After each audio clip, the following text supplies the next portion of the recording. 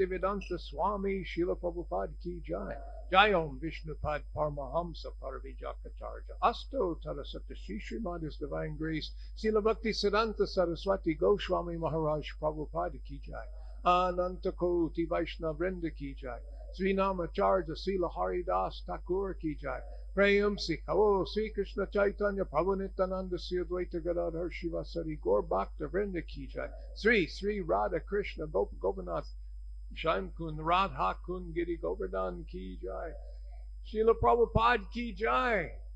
Grantaraj Srimad Bhagavatam ki jai. Gaur Premanandi. All glories to the assembled devotees. All glories to the assembled devotees. All glories to the assembled devotees. All glories, all glories, all glories to Sri Guru and Sri Gauranga. Vishnupadaya Krishna Prastaya Bhuta Srimad Bhagavatam Swami Namaste Saraswati Devi Gauravani Pachayani Nirvisesha Sunyamani Pasta.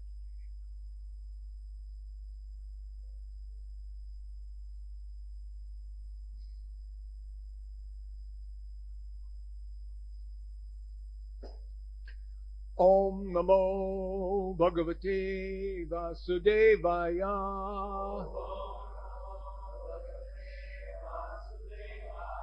Om Namo Bhagavate Vasudevaya.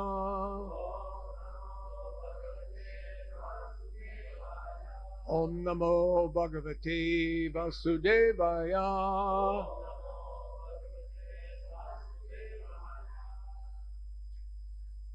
So, good morning, one and all. Thank you for coming. This morning's class in the beautiful Bhagavatam, Canto 10, Chapter 87, and we're going to do text 27 today. This is the chapter we're hearing from the personified Vedas. It's very interesting. Purports are a little long, but that's okay. We don't have anywhere else we have to go, do we? So,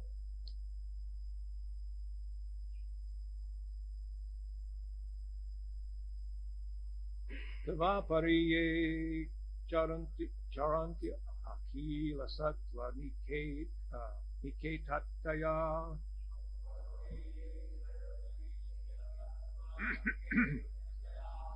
auta pradak pramanti aviganaya siro nirate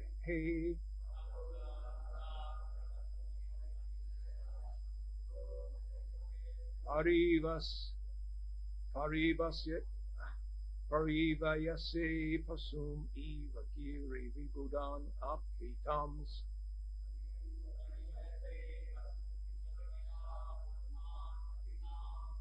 Tvakrita sodriya kalu punantina ye vimukta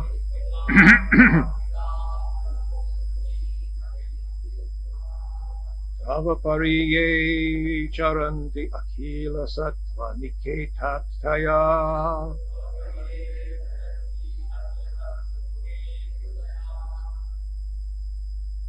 Tautapadak Ramantya Aviganaya Siro Niratehe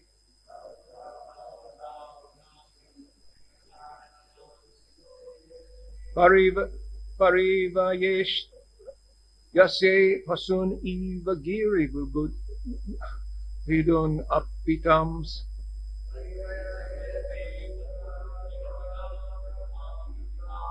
Tvakrita Sodridaha Kalupunanti Naye Vimukaha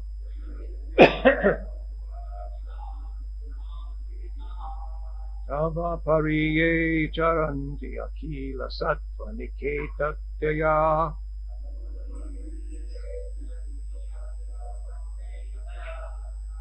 Tauta padakramanti avigan aya shiro nirite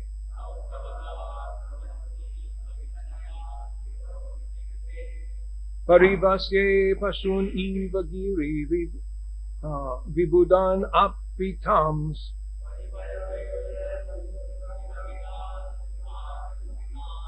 Tvaikrita Soridha Kalu Punanti Naye Vimukaha.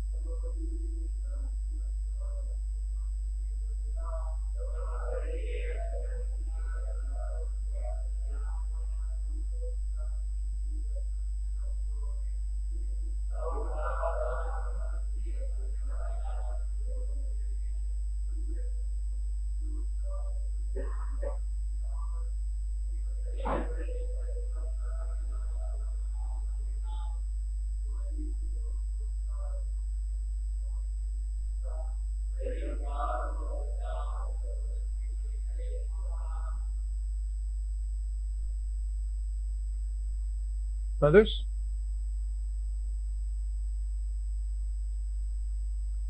Tava you Variye Charanti who worship Akhila of all Sattva created entities Niketataya as the shelter Te they Uta simply Pada with their feet Akramanti step upon Aviganaya disregarding Siraha the head Niritehe of death Parivasaye you tie up Pasun Iva like animals Gira with your words of the Vedas Vibudhan wise Api even Tan them Sai to whom Krita those who have made Sodridaha friendship Kalo indeed Punanti purify Na not Ye who Vimukaha inimical translation the devotees who worship you as the shelter of all beings disregard death and place their feet on his head. But with the words of the Vedas, you bind the non-devotees like animals, though they be vastly learned scholars. It is your affectionate devotees who can purify themselves and others, not those who are inimical to you. So I say, and you can repeat, the devotees who worship you as the shelter of all beings disregard death and place their feet on his head. But with the words of the Vedas, you bind the non-devotees like animals, though they be vastly learned scholars. It is your affectionate devotees who can purify themselves and others, not those who are inimical to you. Purport. The personified Vedas have now set aside the erroneous philosophies of several contending schools. The Utpatti Vada of the Vaisheshikas, who presume a material source of creation. The Sadvinasa Vada of the Nayayikas, who would deprive the liberated soul of consciousness. The Sagunatva Vedavada of the Sankhya's, who isolate the soul from all his apparent qualities. The Vipanavada of the Mimamsakas, who condemn the soul to eternal involvement in the mundane commerce of karma. And the Vivartavada of the Mayavadis, who denigrate the soul's real life in this world as a hallucination. Having rejected all these ideas, the personified Vedas now present the philosophy of devotional service, Paricharyavada. The Vaishnavas who accept this philosophy teach that the Jiva soul is an atomic particle of the Supreme Personality who possesses minute knowledge, is not independent, and has no material qualities. Being minute, he is prone to come under the control of the material energy, where he suffers the pains of material life. He can end his suffering and regain the shelter of the Supreme Lord's divine internal energy only by rendering devotional service to the Lord, not by engaging in fruitive work, mental speculation, or any other processes. So I'm going to pause here. Sometimes it's easier to give class when there's a long report. If you take it a piece at a time. You know, how do you eat a feast? One bite at a time. So I'm going to devour this one bite at a time. Otherwise, I'll forget what I'm going to say, because it's long. So, here we are. The personified Vedas have spent so much time disqualifying all of these bogus philosophies that are put forth before us in the material world. Why, there are philosophies that tell you that you have no consciousness in liberation. So some people are attracted to that.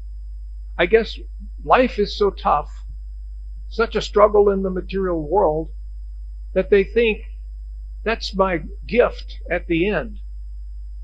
If I can just merge into everything or nothing. So I don't have to do anything. I don't have to worry. I don't have to work. I just practically don't exist anymore. I guess if you're tired of this material world, you may want to embrace that philosophy. It may be welcome to you. So after this struggle, then I get nothing.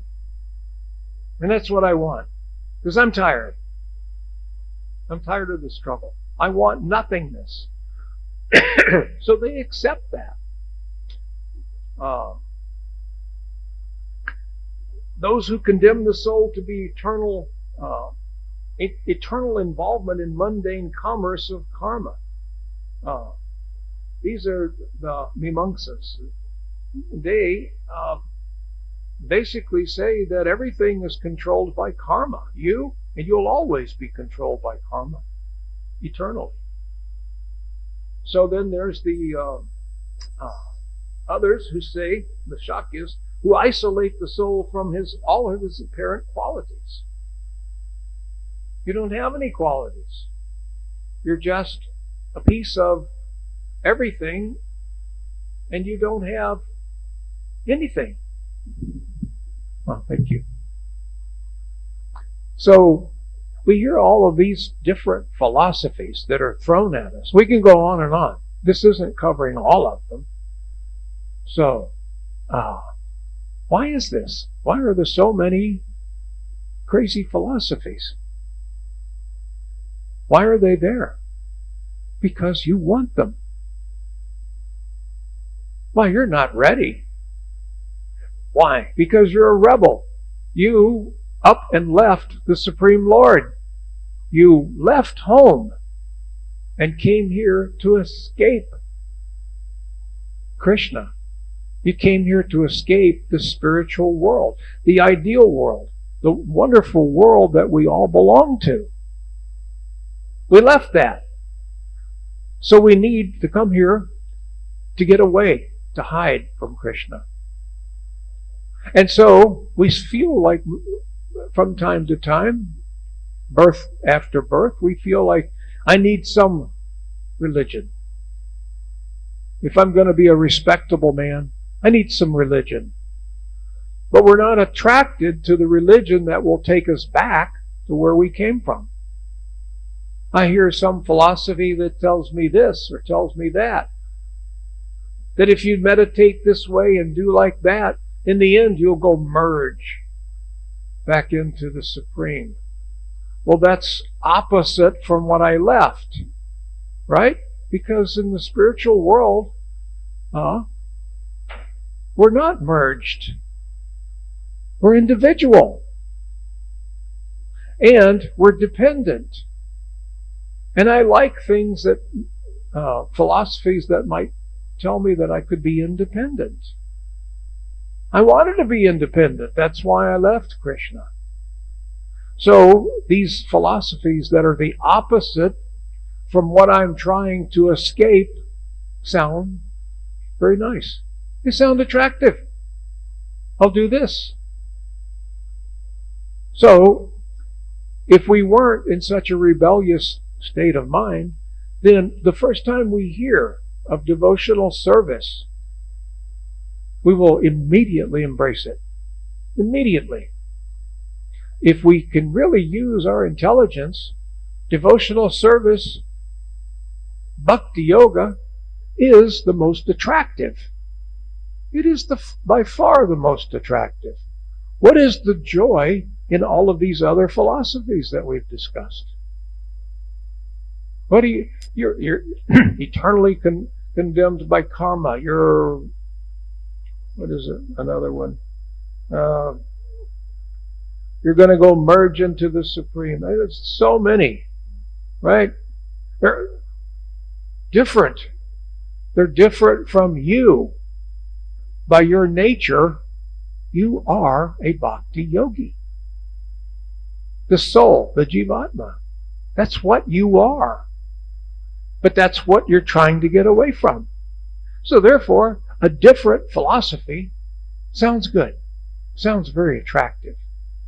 And so that's why there are all of these different philosophies. Because you're not ready for the real truth. You're not able to handle the truth at this point. Most fallen conditioned souls, if they want any religion at all, they just want a little bit. We see now today most religions are, they're just a little bit of religion. You practice them on Sunday. And not everybody will go to church on Sunday. They may miss a few Sundays here and there. But I can say, well, I'm religious. I'm a Christian. Well, do you go to church every Sunday? Oh, not every Sunday, but I'm a devout Christian. I only have to give God an hour a week. We have a God that only wants an hour a week? Well, I like that philosophy because I don't really want to give an hour a week, but if that's all you want, I guess I can do that. So now I got an hour a week that I have to do my religious practice. The rest of the time I'm independent. That's what I wanted. We have these philosophies that give us independence. There's a strong, independent nature amongst the fallen conditioned souls. That's just the opposite from our home. We are dependent. There's nothing wrong with that. We want to be independent because our love for Krishna has been covered over. So therefore, now that I have no love for Krishna, I have no attraction for Krishna, I just want to be independent from all this. I want to do my own thing. I want to do what I want to do. So I want a religion that has fewer restrictions, that asks for less time. When you experience the chanting of Hare Krishna, you start to develop a little bit of love. Your dormant love for Krishna starts to smolder and then blaze like a fire. So at that point, when there's love involved, I'm not so much into independence, am I? Well, I want to depend on this Krishna. Now that I've admitted that there is a supreme super soul, a supreme Godhead, and I'm seeing there's some personality involved. I am a personality eternally. He is a personality eternally. I learn a little bit about this supreme personality, and I become attracted. And then my love starts to burn again. So now I want to be dependent on God because of love. It's like a child wants to be dependent on the mother. The child likes it. It's part of the loving rasa. And the mother likes it. So Krishna likes you being dependent upon him.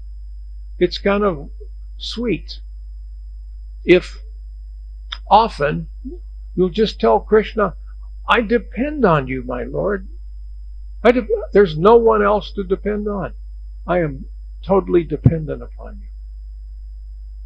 So this bhakti yoga will awaken our sense of actually wanting to be dependent on God, because we love him and we're attracted.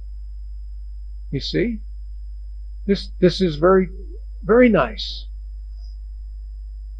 So I'm going to go on. Jai C.C. Gordy Thai.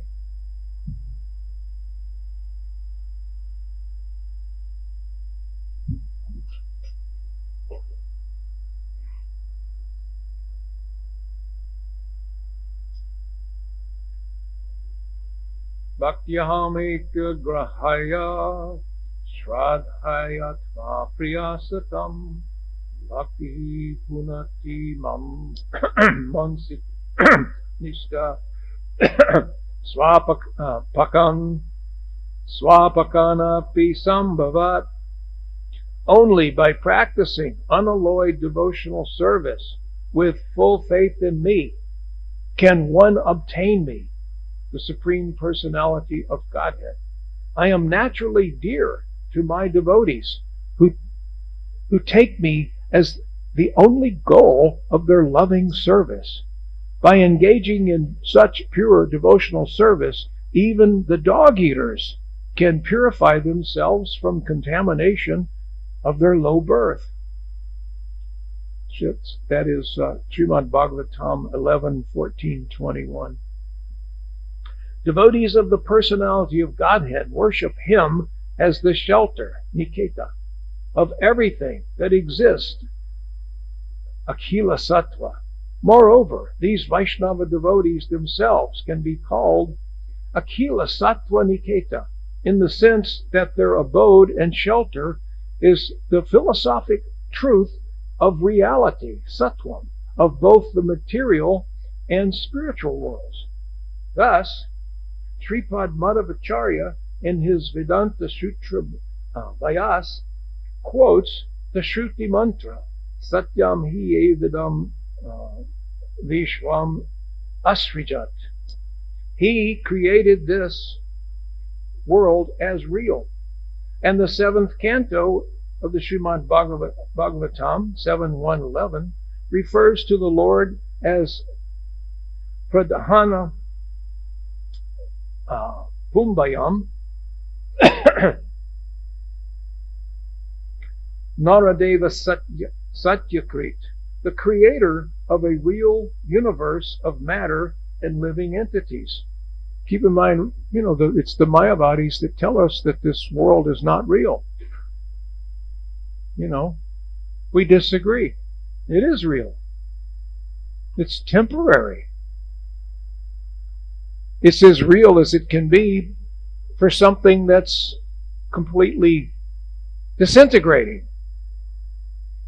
This material world, because of the effects of Kala, time, is always disintegrating.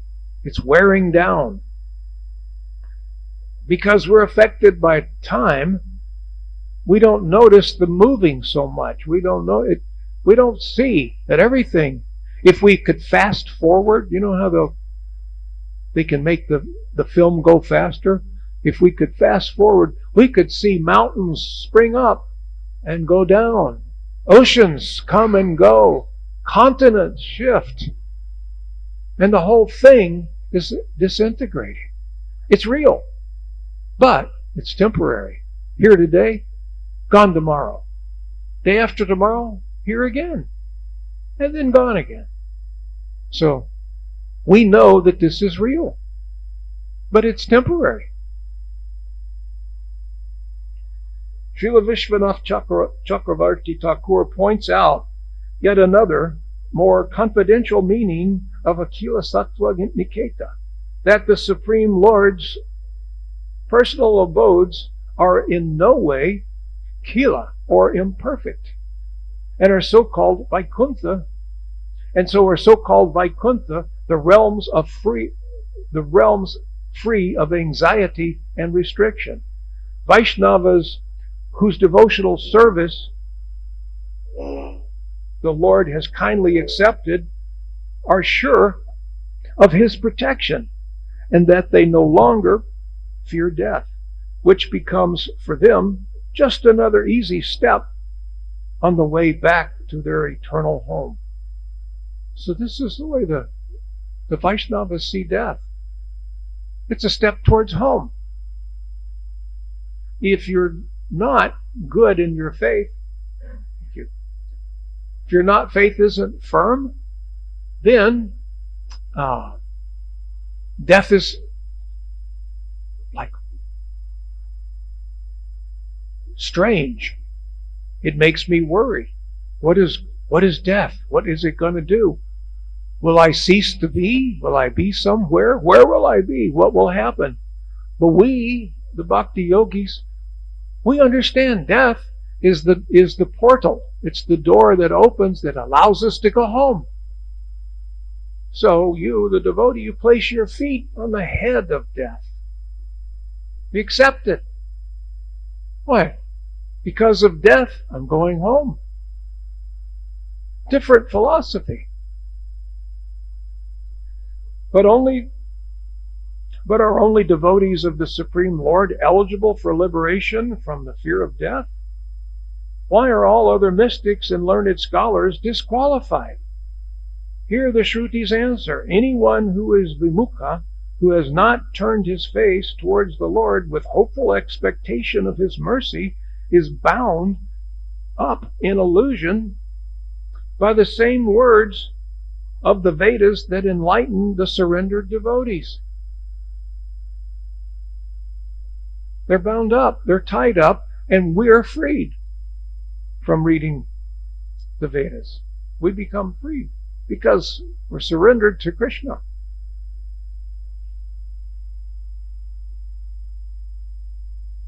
Anyone who is vimukha, who has not turned his face toward the Lord with hopeful expectation of His mercy, is bound up in illusion by the same words of the Vedas that enlighten the surrendered devotees.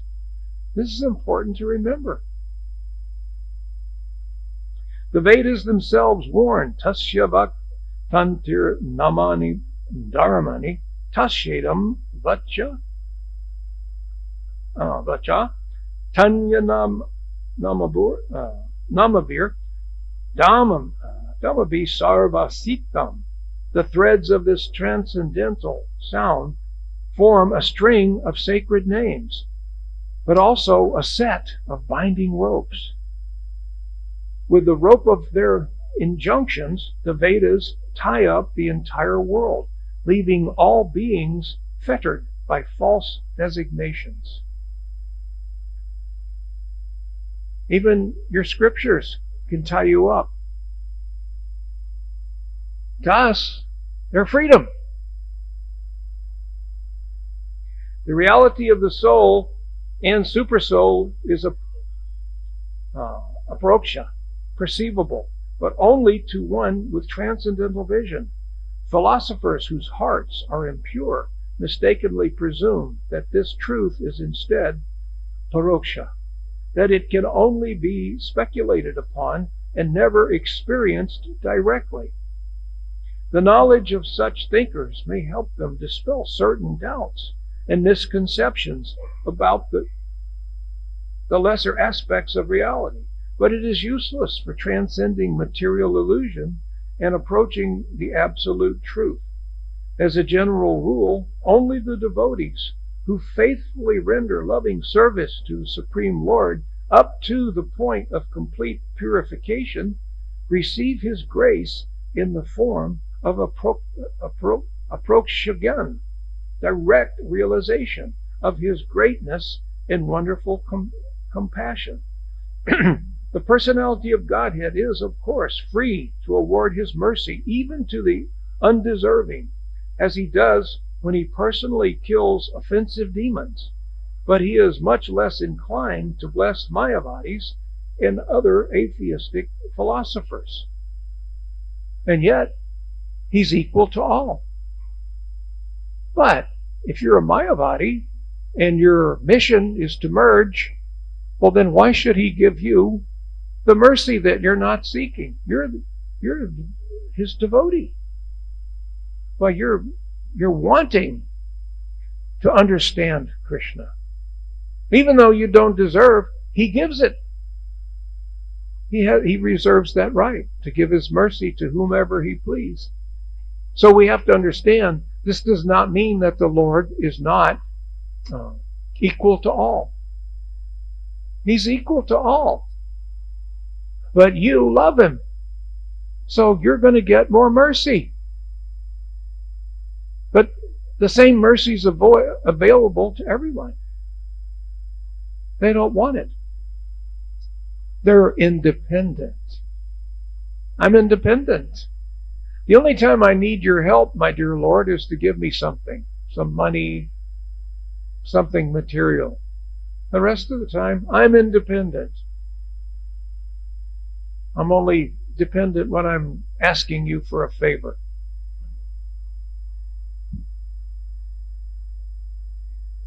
One should not think, however, that the devotees of Vishnu are ignorant, because they may not be expert in philosophic analysis and argument. The soul's perfect realization is to be gained not through his own efforts at mental speculation, but by receiving the Lord's favor.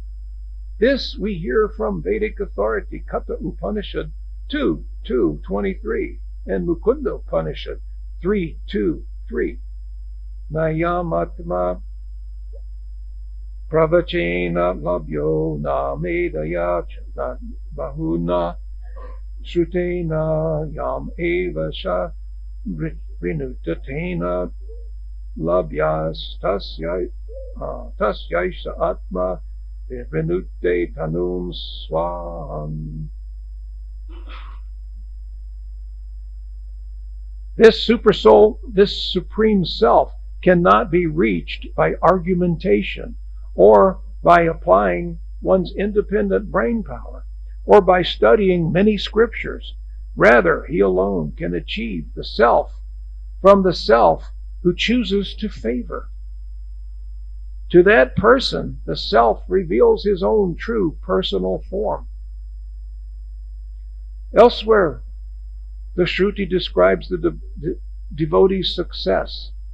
Behante devaha param brahma tarakam just tashte. At the end of this body's life, the sanctified soul perceives the Supreme Lord just as clearly as if seeing the stars in the sky.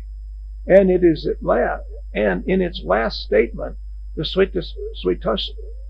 Svetaswatar Upanishad 6.23 offers this encouragement to the aspiring Vaishnavas.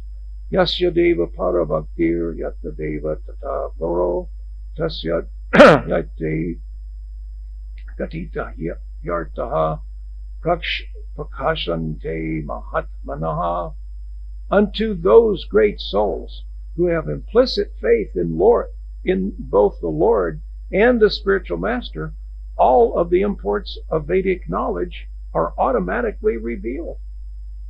In this regard, Srila Jiva Goswami cites other verses of Sri Svetasvatara Upanishad 4:7-8 and 4:13. Justam yada pashanti anya isham asya mahinam mahinanam itirita sokam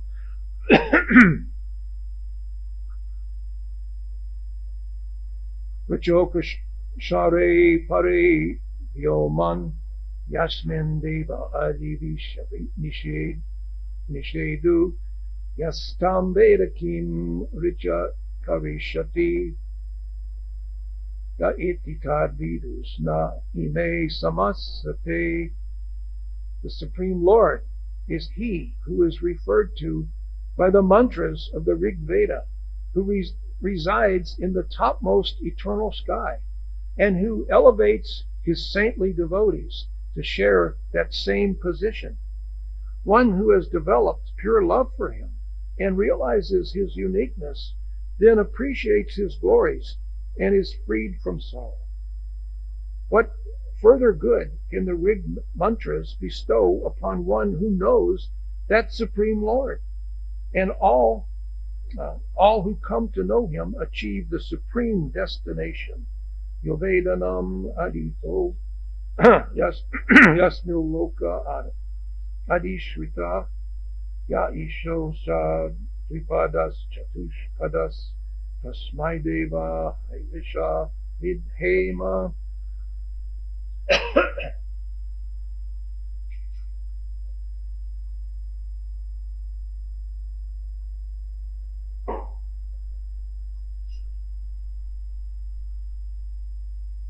To Him who is the master of all the Vedas, in whom all planets rest, who is the Lord of all known creatures, both two-legged and four-legged, to Him, the personality of Godhead, we offer our worship and oblations of ghee. Referring to those who desire liberation, Srila Sridhar Swami prays, Tanu tapati tapatahi patano purvatad antu tirtani patantu Jagamam Yajantu Yagir Vivadanu Vadir. I'm sorry, my vision is a little blurred this morning. Please forgive me. Harim Vina Naiva Mritim Taranti. Let them offer austerities, throw themselves from mountaintops, travel to holy places, study the scriptures, worship with fire sacrifices, and argue various philosophies. But without Lord Hari, they will never cross beyond death.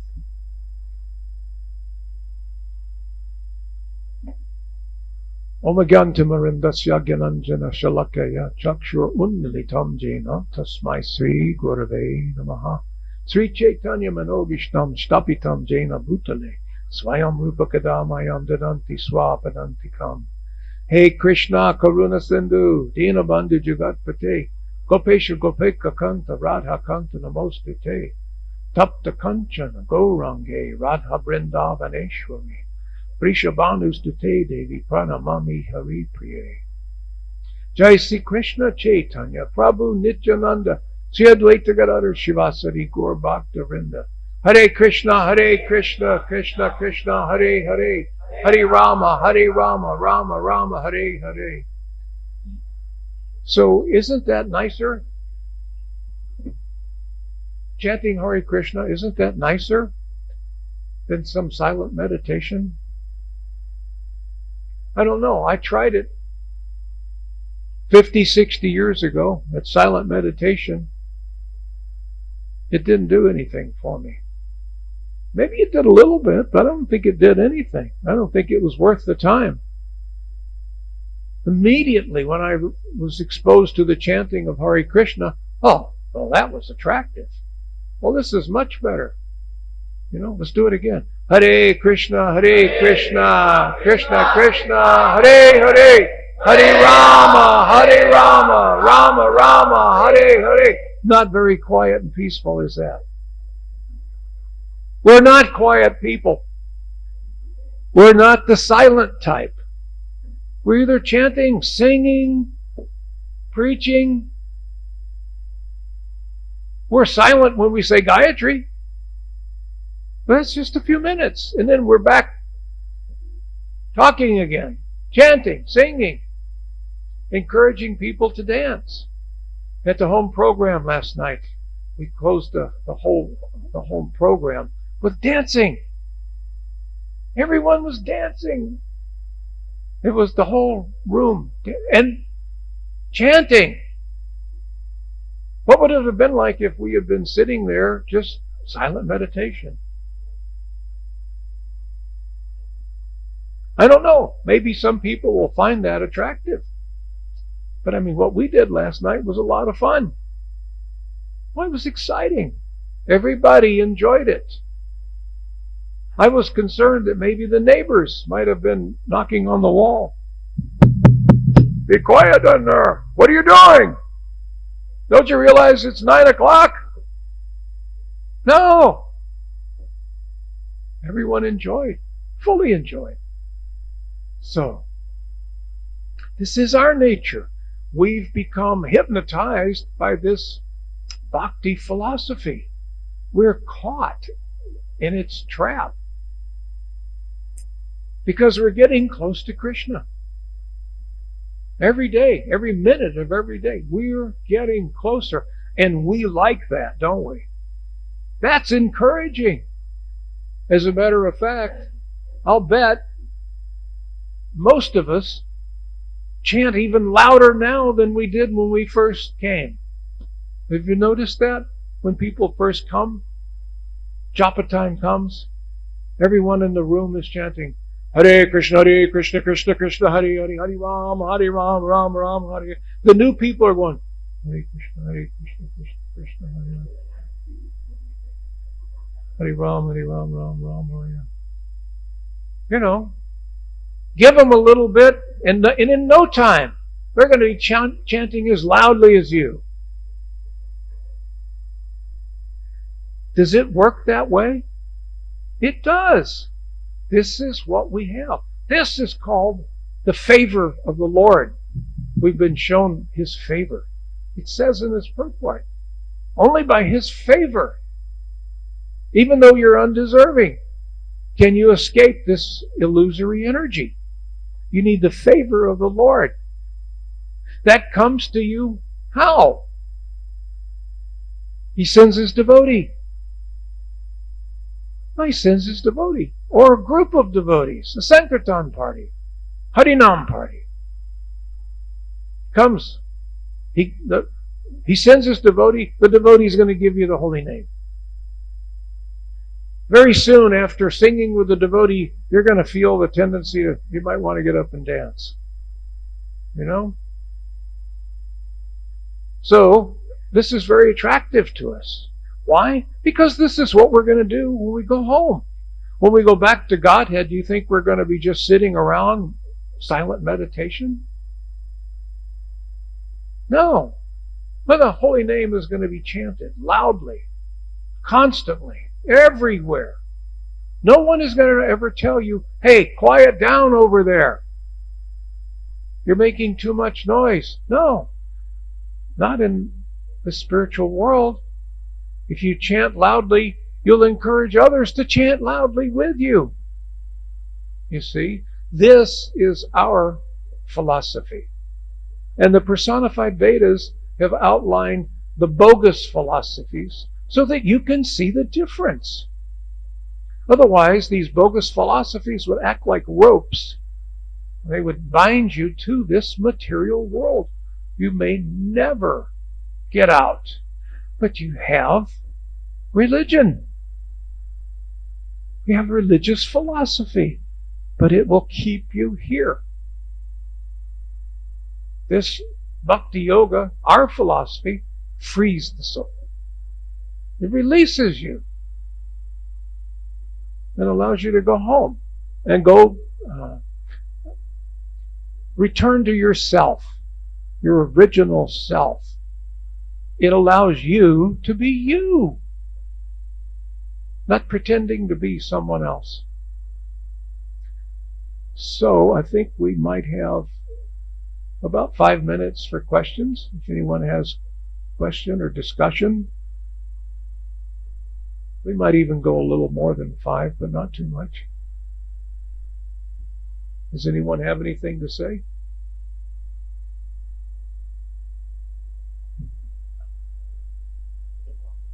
This philosophy is so much sweeter than the other philosophies. Back in the 60s, I explored, like so many of us, I explored so many different philosophies. And the thing of it is, and I remember back to my mind at the time, the way I was thinking, I wasn't necessarily looking for God. You know, I was just kind of interested in this merging philosophy, merging into the supreme energy. That sounded interesting. Doesn't mean you're looking for God. But when I went to the Christian church, I remember believing that there must be a God, but nobody knew anything about him. I mean, I'd have questions, and people would say, there are just certain things that God doesn't want you to know. I wanted to know, what is God like? What does he look like? Nobody knows. I was taking a plane one time from London to New York, and somehow or other, I got bumped up into first class. It hasn't happened to me since, but that was nice. The lady saw I'm like a monk, and she's saying, actually I asked her, I was just joking. I said, hey, can you bump me up to first class? And she said, oh no, we can't do that, sir. And then she stamped my boarding pass, and she whispered, I moved you to first class. But she didn't want people to know she had done that. Evidently, there was plenty of room. So I'm sitting in first class. Next to me is some Monsignor or some important person in the Catholic religion.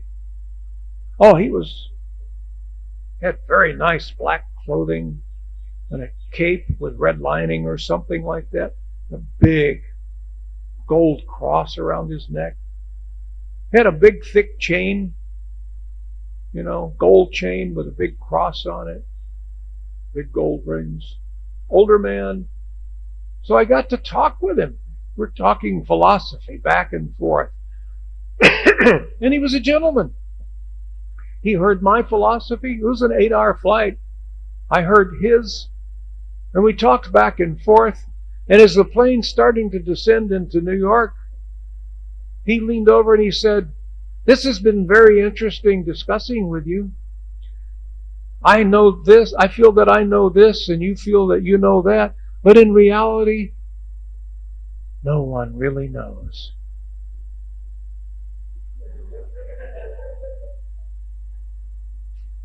I said, what?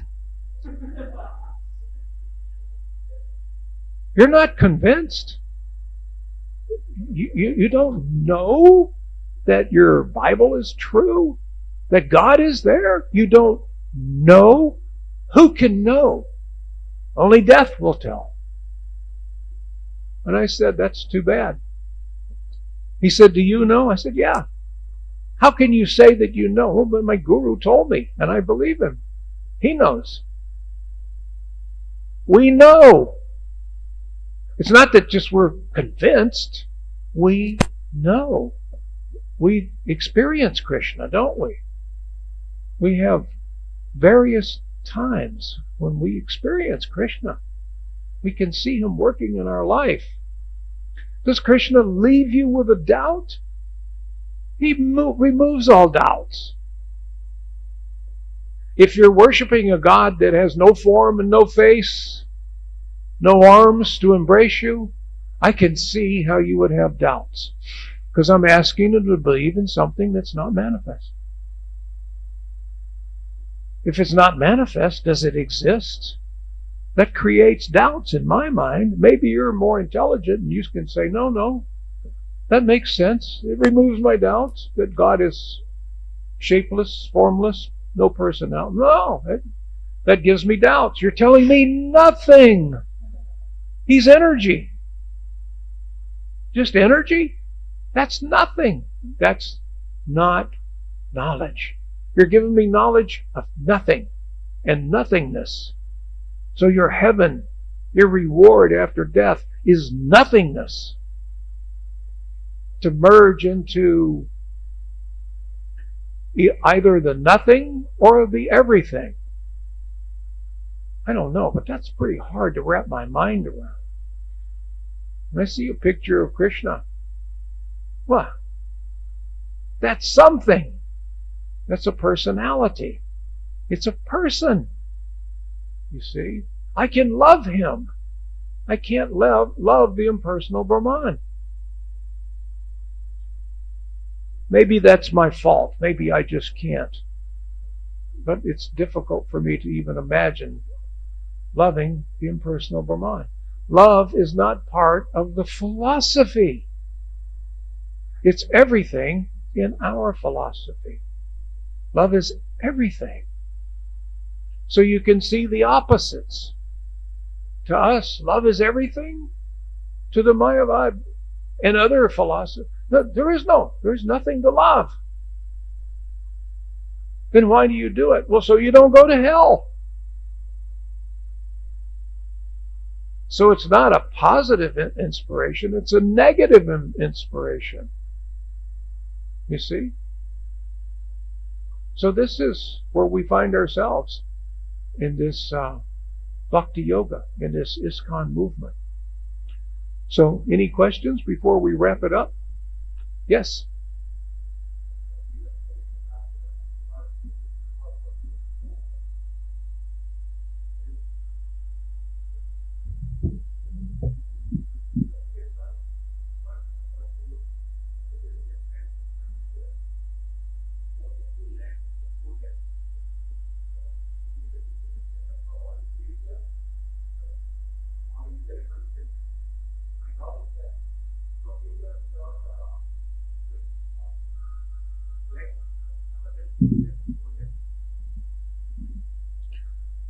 What is your question now?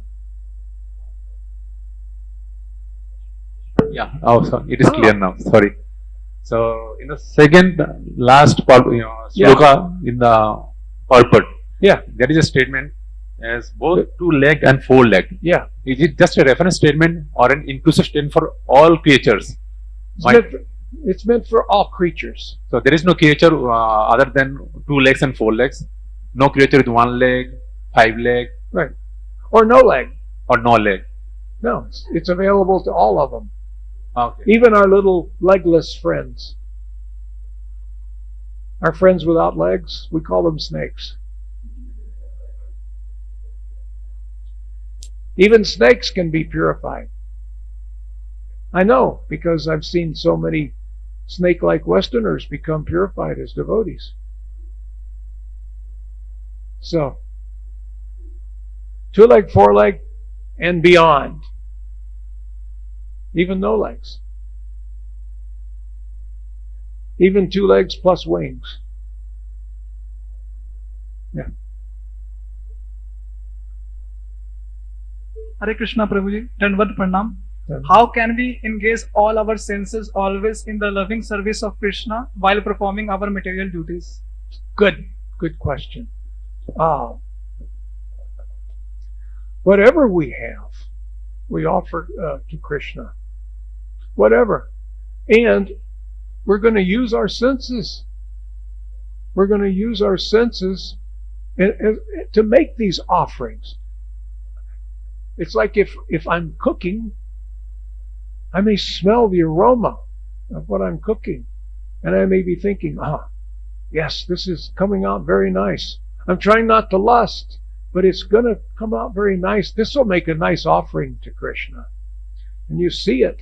This looks very nice. When I put this on the offering plate in front of Krishna, he will smell it and he will see it, and he's going to become attracted to it. You see? Whatever sense you have, whatever you have, your senses are the way and the only way that you perceive the world around you. If you couldn't see, if you couldn't hear, touch, you see, you wouldn't be able to know if there's anything there. But with these senses, I can perceive, this flower is very beautiful. That would be it's so attractive. I know Krishna would like it. The aroma, if you're in a field of flowers, the aroma, so nice. Krishna should get some of these. You see? You may hear a beautiful tune. Someone is chanting a beautiful tune. The Maha Mantra, some beautiful tune. And you're thinking, that's attractive. I want to offer that to Krishna. And our senses, we embrace the bodies of our fellow devotees. Just the sense of touch. We use that. Maharaj Ambarish used everything. He used his legs to go to the temple, and so on. So the devotee gets to the point that he uses everything, including his senses. He engaged the senses in serving Krishna. Does that make sense? And we have to remember to do that. Prabhuji, how Amrish Maharaj is the world of king, how he managed while dealing with material affairs, he is always engaged his senses in the loving service of Krishna. This is what devotees do. It may be difficult in the beginning, but Ambarish Maharaj, he had so many duties. He did that as an offering to Krishna. If you have a job, when you go to work, you can see, sometimes I've seen, especially in Mayapur, when a shop owner is about to open his shop, he's in there with incense, agarbatti. He's offering the whole shop. He opens the cash register and offers it inside the cash register. I'm offering all of this to you, Krishna. I'm about to open my shop and go to work. This I'm doing for your benefit. You see? Even your job, everything you do. If you're a banker, you're Krishna's banker. If you're a farmer, if that's your occupation, that's the way you support your family. Well, you're going to offer that to Krishna. You do that as an offering to Krishna. When we do things as an offering to Krishna, we do them better, don't we? If we're doing it just for our own gratification, we may not do it so perfectly. You know? I mean, it's like if you're going to cook a big feast for some friends, people that you love very much, they're coming to your house. You're going to cook a nice dinner. So you go out and you buy all these special ingredients, and you're ready to start cooking because you want them to enjoy. So, what if you get a phone call and they say, hey, we can't make it. Our child is sick. We can't come tonight. Are you going to go ahead and cook the feast for yourself? No. You'll make some simple thing, just something to satisfy a little bit of the tongue and the stomach, and go on with your evening, right? But when you're doing something as an offering of love to someone, what to speak of it as an offering to Krishna, you do it very nicely. If it's just for you, isn't it? Hare Krishna. Okay, anything else? Okay. Oh, one more?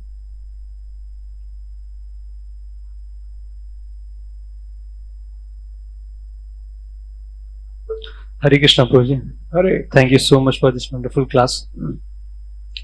Prabhu, in the last verse, we can see that Srila Sridhar Swami like describing and praying for those who are desire for liberation. So he mentioned that let them suffer austerities like from mountain tops, travel to holy places, study the scriptures, but without Lord Hari, they will never cross beyond the death. So my question is, I have a doubt, like how to understand this, Prabhu, because it's mentioning like travel to holy places and study the scriptures is also a part of our devotional services. We travel different holy places so that we remain in the association of devotees. But again, it's mentioned that without Lord Hari. So is it, how to understand this? It's a devotional service is important. Chanting is more important than studying the scriptures and visiting the holy places. How to understand this one? It's like Srila Prabhupada said, we should have pity on those who go to bathe in the Ganga just for some taking bath. Or maybe it's pious. If you go to Mayapur just to bathe in the Ganga, you're missing the point. You should go there, bathe in the Ganga, but hear the sadhus. They will give you Hari. Without Hari, there's no importance to it.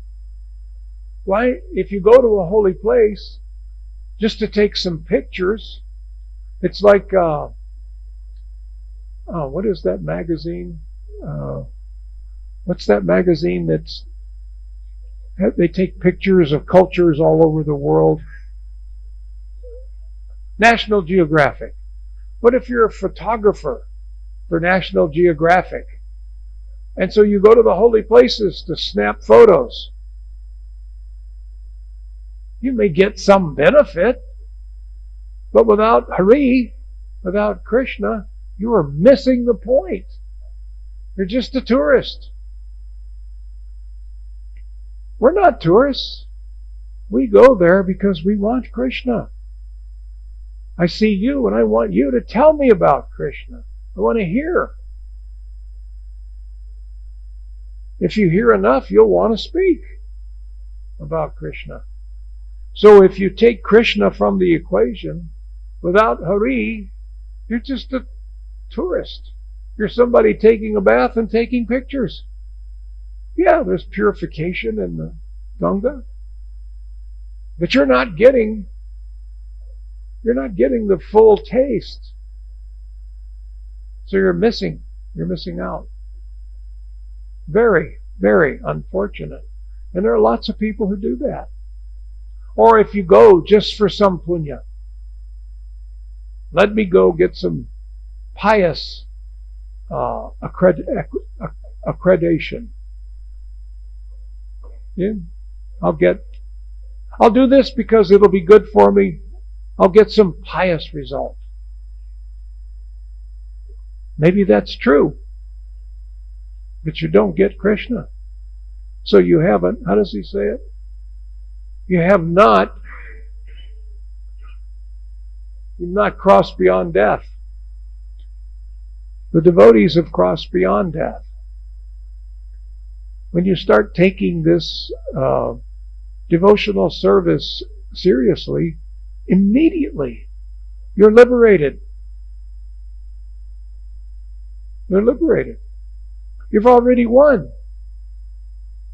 You've accomplished the goal. All you have to do is continue to do that. Continue to practice bhakti yoga.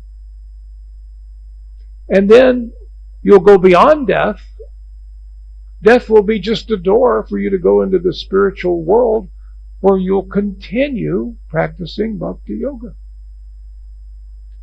So when we take up this bhakti yoga, we're taking up the activities of a liberated soul.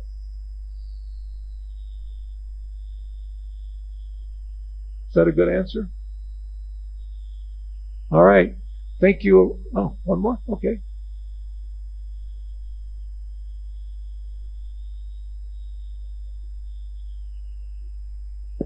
Hare Krishna, Prabhu. We heard about this that there are many paths, and only one who takes to Bhakti Yoga, he goes back to Godhead. So, and there are different paths because we have different desires for them. So my question is it possible that some living entity comes to the material world and then never goes back to Godhead, means because it doesn't desire to go back to Godhead, like that? Is it possible? Prabhupada has alluded in his writings that some souls will sink so low that practically speaking, they never leave. You can stay here as long as you want. You don't have to leave. You can take birth after birth after birth. We already have, all of us have already existed in every one of the 8,400,000 species of life, billions of times. We can do this again and again and again and again and again and again. Creation after creation. Annihilation after annihilation. You can do this. And it's like we've been here so long already, it's as if we've been here for eternity. You know, some people say that the soul, some philosophies try to tell you that the soul comes from the material world. You know, you're created in the material world. That's bogus. That's not true. But some of us, all of us, have been here so long. I mean, the time is so great that we could say, legitimately, I've been here for eternity. And if I don't take to Krishna consciousness, I will be here for eternity. You see? But there is no eternity in the material world. There's time. Time means begin, stop, duration. You see? So we may think that a long time is eternity. In the spiritual world, there is no time. That is true eternity. Because you were there for an eternity before you came here. A real eternity. Not just a long time. So, it's correct to say it either way. That some souls will be here for an eternity, or none of us will be here for an eternity. Depends on how you look at it. Our minds, when we're materially conditioned, we can see like an eternity is a long time. Because of the duration of time, it's impossible, nearly impossible, for people to see things that are unlimited, because everything in the material world is limited. There was an insurance company. They sold medical insurance, Aetna Life and Casualty. And they sold medical policies. And in that day, typically, the medical policy had $1 million lifetime maximum. And in those days, that was a lot of money. So then their actuaries, they calculated that we can give you an unlimited maximum. Instead of $1 million, unlimited. So they changed their policy to read unlimited. People didn't understand that. What do you mean it's unlimited? How much is that? In other words, what's the catch? You're saying unlimited. That didn't mean anything. I need you to tell me a dollar figure. So people it didn't help their business like they thought. So then they said, all right, we'll give you 10 million lifetime maximum. Oh, that's very good. Unlimited is better than 10 million. But I can perceive 10 million more than I can unlimited. So in this material world and material consciousness, it's difficult for us to wrap our mind around something that's unlimited or eternal. We have some idea, but basically we don't really understand. You see, eternal. Because I live in a world where nothing is eternal. Does that make sense? Okay. All right. Thank you all very much. All glories to Srila Prabhupada.